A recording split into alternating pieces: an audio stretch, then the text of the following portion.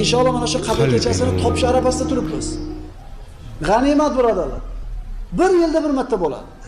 Rasululloh sollallohu alayhi vasallam Ramazon oyining 3-10 kunligida jub kechadan tog' kechaga o'tadigan tunlarda istaylar dedi Rasululloh.